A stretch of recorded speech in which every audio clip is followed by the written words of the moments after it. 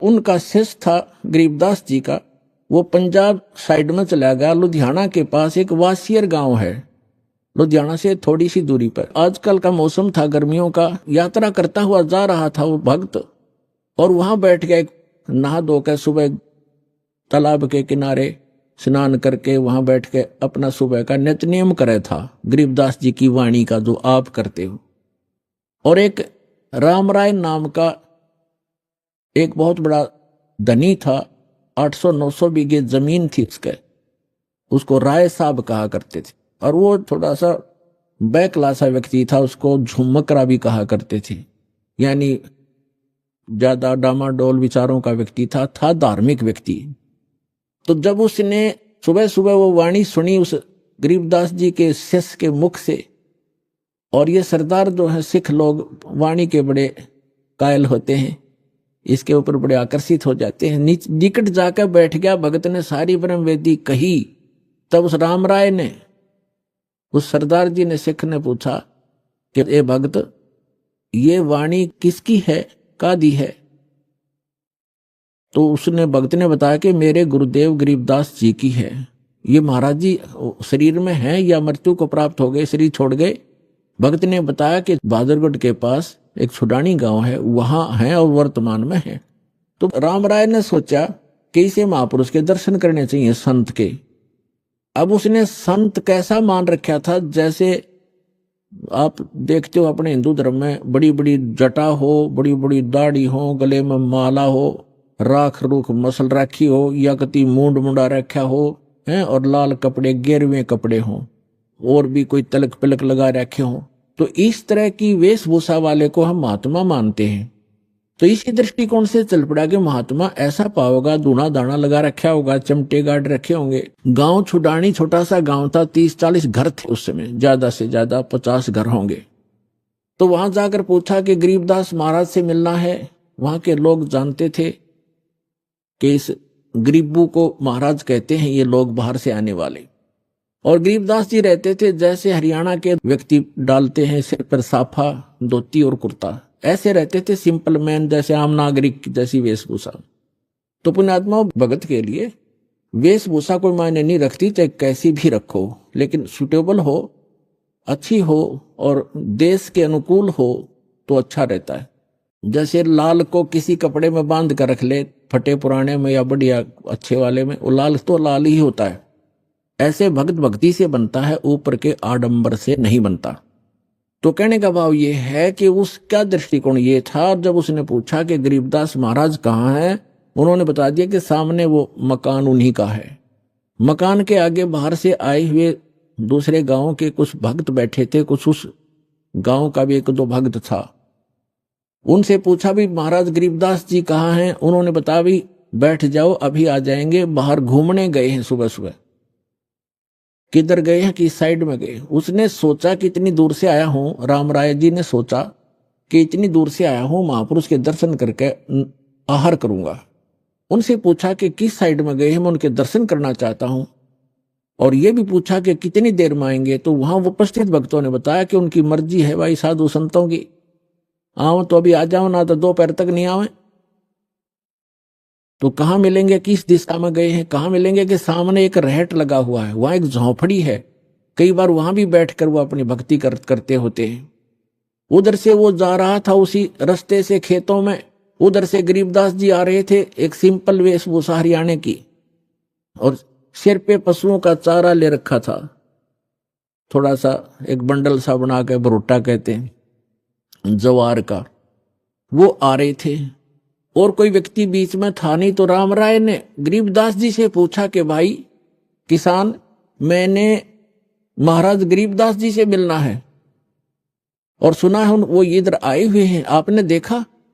अब गरीबदास जी तो अंतर्यामी थे, उनको मालूम था कि इस भगत के मन में संत की वेशभूषा कुछ भिन्न ही है, और यदि मैंने कह दिया कि मैं हूं गरीबदास तो ये कतई नहीं मानना है और वापस चला जाएगा, और जिस उद्देश्य से ये भक्त आया है उससे वंचित रह जाएगा। इसलिए गरीबदास साहिब जी ने कहा कि आ जाओ भक्त, आ जाओ मेरे साथ आओ, मैं आपको गरीबदास महाराज से मिलाऊंगा। अब वो पीछे पीछे हो लिया।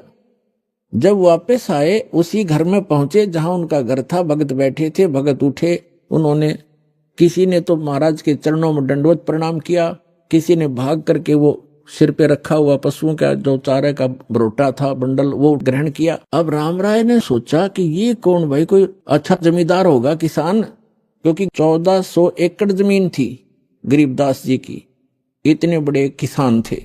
अभी आपने सुने संत रामपाल जी महाराज के मंगल प्रवचन। आइए अब सुनते हैं संत रामपाल जी महाराज से नाम दीक्षा लेकर सत भक्ति करके अद्भुत लाभ प्राप्त करने वाले अनुयायी के विचार।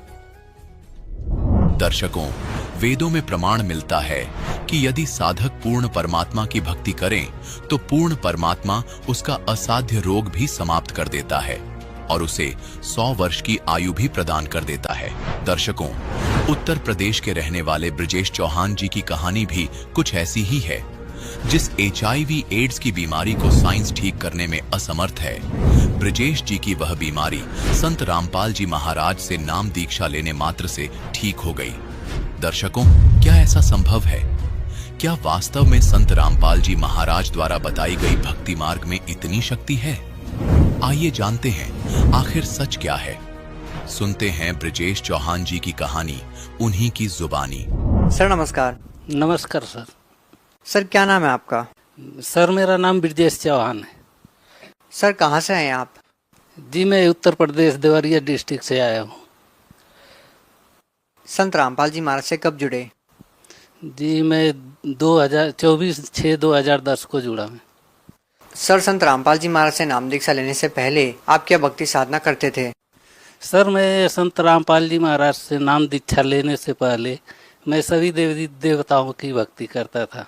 सर आपने बताया कि आप देवी देवताओं की भक्ति कर रहे थे, तो संत रामपाल जी महाराज से नाम दीक्षा क्यों ली आपने?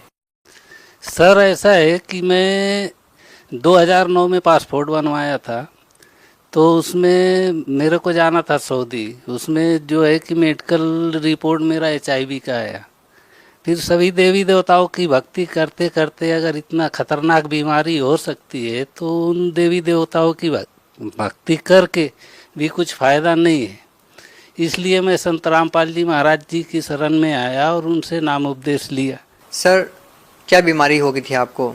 सर जी सऊदी अरब जाने के लिए जब मैंने अपना पासपोर्ट अप्लाई किया वहाँ ट्रेडवेल करके एक ऑफिस है बॉम्बे में, तो वहाँ से जब इंटरव्यू वगैरह सब मेरा पास हुआ था, जब मेडिकल रिपोर्ट आया तो ऑफिस में मैं गया तो वहाँ एक सकीना करके मैडम है, तो उसको मैं पूछा तो बोले चौहान साहब आपका तो बहुत पॉजिटिव रिपोर्ट आ गया है कि आपको तो एड्स है।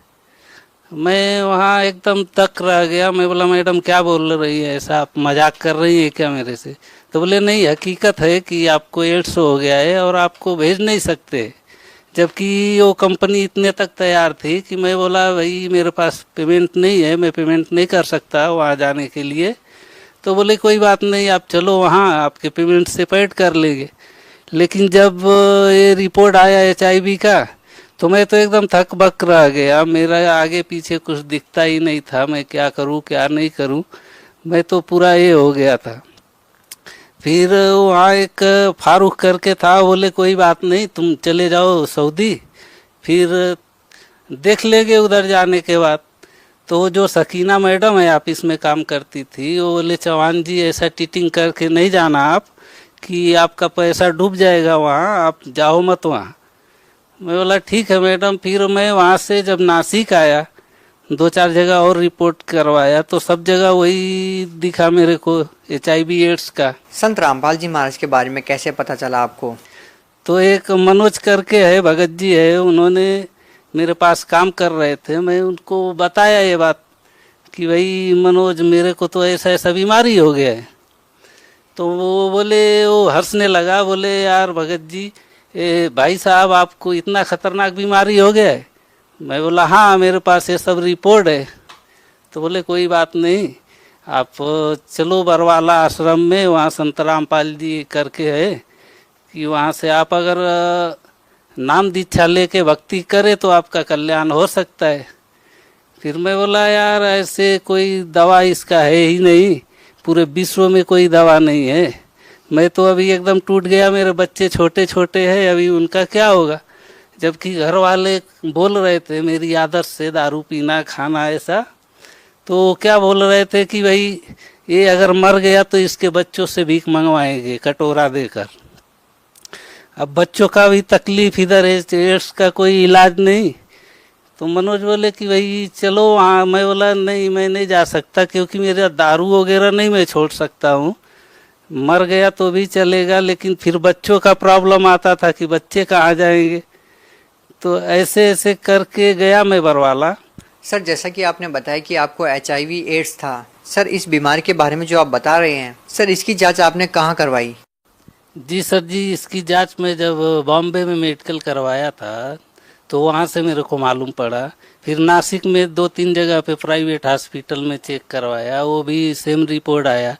फिर मैं सिविल में जाके चेक किया, वहाँ पे भी सेम रिपोर्ट आया बस। फिर ये अपनी दवा, ये सिविल का ये ट्रीटमेंट है, इस पे अपना ये दवा स्टार्ट किए थे। और अभी मैं जब से संत रामपाल जी महाराज जी से नाम उपदेश लिया हूँ, तो साधना करते करते अभी मेरा जो HIV एड्स है वो बिल्कुल तरह से ठीक हो चुका है, मुझे कोई तकलीफ नहीं है। सर क्या आया रिपोर्ट में? सर रिपोर्ट दिखाना। ये मेरा HIV टेस्ट है, HIV-1 और HIV-2 दोनों निगेटिव बता रहा है। सर कौन से डॉक्टर ने आपको बताया कि आपको HIV एड्स पॉजिटिव है?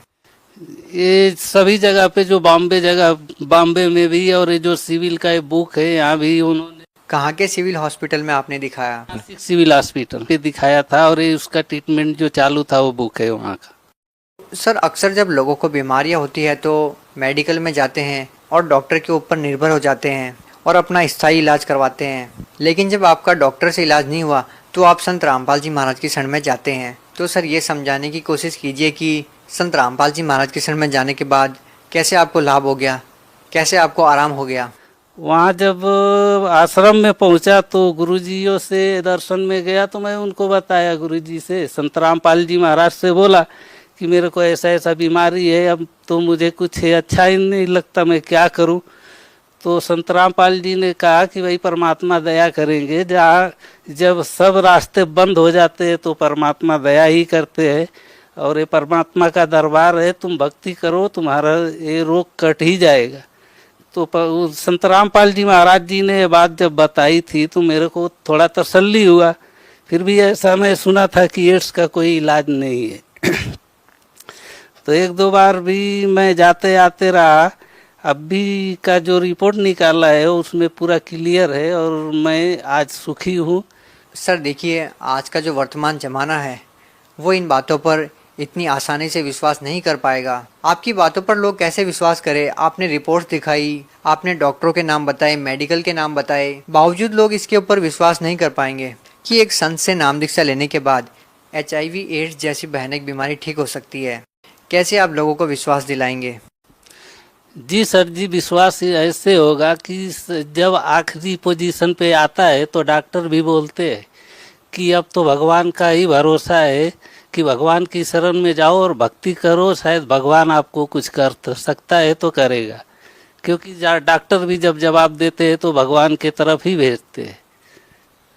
सर क्या आपको लगता है कि कहीं ना कहीं किसी और संत से भी आप नाम दीक्षा लेते तो वहाँ पर भी आपकी बीमारी ठीक हो सकती थी? नहीं, क्योंकि उनके पास कोई प्रमाण ही नहीं है और वो जो साधना बताते हैं वो गलत है। और ये जो हमारे गुरुजी संत रामपाल जी महाराज बताते हैं वो हर एक शब्द का वो प्रूफ करके बताते हैं। इसलिए संत रामपाल जी महाराज जो साधना बताते हैं वो 101% सत्य साधना बताते हैं, बाकी किसी के पास कोई प्रूफ नहीं है, इसलिए उनके पास जाने से भी कोई लाभ नहीं होता है। सर जब भी हम संत रामपाल जी महाराज के अनुयायियों से बात करते हैं, उनके इंटरव्यूज़ लेते हैं, हर किसी शिष्य के साथ कोई ना कोई लाभ जरूर होते हैं जिसको सुनकर के हर कोई हैरान हो जाता है। जैसा कि आपने बताया कि आपको HIV एड्स पॉजिटिव थी और जब आपने संत रामपाल जी महाराज से नाम दीक्षा ली, आपको जो HIV एड्स थी वो नेगेटिव रिपोर्ट आई और आज आप बिल्कुल ठीक हैं। तो सर आपसे ये भी जानना चाहेंगे कि संत रामपाल जी महाराज से नाम दीक्षा लेने के बाद आपको और क्या क्या अनुभव हुए हैं? जी सर जी, मेरे को अनुभव तो बहुत कुछ हुआ। जब संत रामपाल जी थे आश्रम में, उनका सत्संग चालू था, मैं गया हुआ था आश्रम में, तो अचानक मेरे पेट में इतना दर्द हुआ कि मेरे सहन नहीं होता था। फिर वहाँ 10 बार उठता और बाथरूम जाता, आता बैठता, मेरे को बिल्कुल अच्छा नहीं लगता था, इतना दर्द होता था। वहाँ जब मैंने प्रार्थना की, संत रामपाल जी महाराज जी सत्संग कर रहे थे, वहाँ जब मैं प्रार्थना लगाया मन ही मन, मैं बोला परमात्मा अगर आपकी शरण में आके भी इतना दुख ही रहे तो फिर कोई फायदा नहीं है। फिर इतना शब्द बोला और मैं गया बाथरूम, तो इतना बड़ा खड़ा, जिसको मुत खड़ा बोलते, अपने आप कट करके गिरा उधर, और मैं उठाया, हाथ में देखा, फिर रख दिया वहीं पे। वो लाभ हुआ मेरे को। बाकी जो अपने काम धंधे उसमें भी बहुत प्रॉफिट होती है। और मैं इतना नास्तिक था कि मेरा दारू शराब यानी किसी प्रकार का ऐसा कोई नशा नहीं है कि जो मैं ना कर रहा हूँ, और हर काम करता था। मैं इतना नास्तिक व्यक्ति था, घर से लेके और बाहर तक किसी को भी पूछेंगे, जो अपने रिलेटिव है वो बोलते थे ये नहीं सुधरेगा। लेकिन संत रामपाल जी महाराज जी के शरण में जाने से ही मैं जब से नाम उपदेश लिया है, मुझे किसी भी चीज़ की आदी नहीं हूँ। सर आज आप कौन कौन सा नशा करते हैं? किस किस चीज़ के आदी हैं आप? अभी तो मुझे कोई नशा नहीं है। अभी तो सिर्फ एक ही नशा है कि संत रामपाल जी का बताया हुआ जो साधना है वही नशा है, बाकी कुछ नशा नहीं है आज के तारीख। सर देखिए, जैसा कि आपने बताया कि आपको HIV एड्स था और आपका वो ठीक हो गया, तो हमें भी विश्वास करना थोड़ा मुश्किल हो रहा है जब आपकी रिपोर्ट्स देखते हैं और जब पाते हैं कि वास्तव में ही आपको राहत मिली है और HIV जो पॉजिटिव था वो नेगेटिव रिपोर्ट आई है, तो हम भी हैरान हैं इस बात को लेकर के। तो सर उन लोगों को क्या संदेश देना चाहेंगे जो आज के दिन लाखों रुपए मेडिकल में खर्च कर रहे हैं डॉक्टरों के पास? आप उन लोगों को क्या कहना चाहेंगे? सर उनको मैं यही कहना चाहूँगा, ये तो आदेश तो परमात्मा ही देंगे, हम तो एक रिक्वेस्ट ही करेंगे कि भाई जैसे मैं दुखी था और संत रामपाल जी महाराज जी के शरण में आने से मेरा सब अच्छा हो गया, आप भी आओ और भक्ति मार्ग में जुड़ो संत रामपाल जी से और नाम उपदेश लो, अपना कल्याण करवाओ। सर जो आदमी कंफर्म करना चाहें कि आपको बीमारी थी या नहीं थी, लोगों को ये संशय ना रहे कि जो आपको HIV जैसी भयानक बीमारी थी वो ठीक हो गई, क्योंकि अक्सर हम देखते हैं कि इस प्रकार की जो बीमारियां होती है इसका सही से प्रॉपर इलाज नहीं है। बहुत सारे लोग जान गंवा देते हैं इस बीमारी के कारण। कोई भी कभी भी ये कंफर्म कर सकता है, मैं उसको डॉक्टर से भी मिलवा सकता हूँ, हर बातें उनसे कंफर्म करवा सकता हूँ। सर आपको जो संत रामपाल जी महाराज से नाम दीक्षा लेने के बाद ये लाभ हुए हैं, आज के दिन यदि कोई ये लाभ संत रामपाल जी महाराज से लेना चाहें तो वो कैसे ले सकते हैं? सर संत रामपाल जी महाराज जी का विभिन्न चैनलों पे सत्संग आता है, उस पे आप कुछ फ़ोन नंबर रहते हैं, उसको देख के उस पर कांटेक्ट करके और वहाँ से पता कर सकते हैं। हर जिले में हर जगह पे नामदान स्थल उपलब्ध है और लोग बता देंगे, वहाँ से आप नामदान प्राप्त कर सकते हैं। सर नाम दीक्षा लेने के लिए कितने पैसे देने होंगे? सर वहाँ तो 1 रुपया भी नहीं देना होता है, सब वहाँ की व्यवस्था फ्री ऑफ कॉस्ट है, वहाँ कोई भी पैसा नहीं लिया जाता है। बहुत बहुत धन्यवाद आपका। सच्चा है।